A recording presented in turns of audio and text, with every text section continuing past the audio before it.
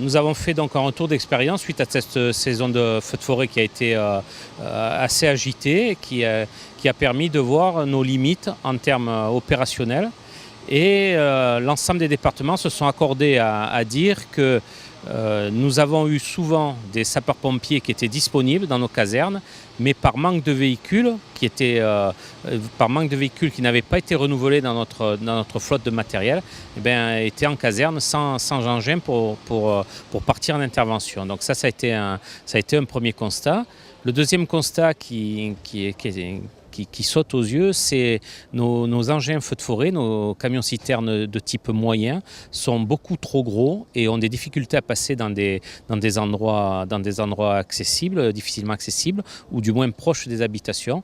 Et donc nous conseillons et nous proposons de développer plutôt un engin plus petit, genre le CCF léger, qui sera beaucoup plus opérationnel pour défendre les nombreuses propriétés, les nombreux lotissements que nous avons à défendre lors des feux de forêt. Depuis le 2003, année un petit peu référence où il y a eu énormément de feux de forêt avec des grosses superficies.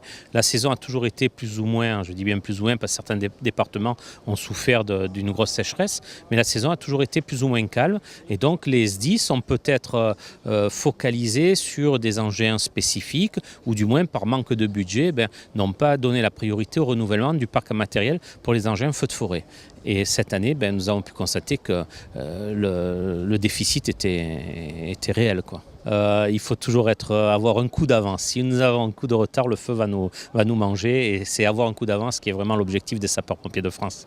Les solutions sont très simples, mais malheureusement difficiles. C'est de l'argent. Et il faudrait que l'État aide les départements à acheter dans le matériel feu de forêt, puisque le feu de forêt ne concerne pas qu'un département. Nous avons bien vu qu'il y avait des colonnes qui arrivaient de toute la France entière. Donc c'est un phénomène qui est national, voire même européen, qui concerne notre forêt méditerranéenne. Et bien sûr qu'il faut que toutes les parties mettent de l'argent dans ce budget-là.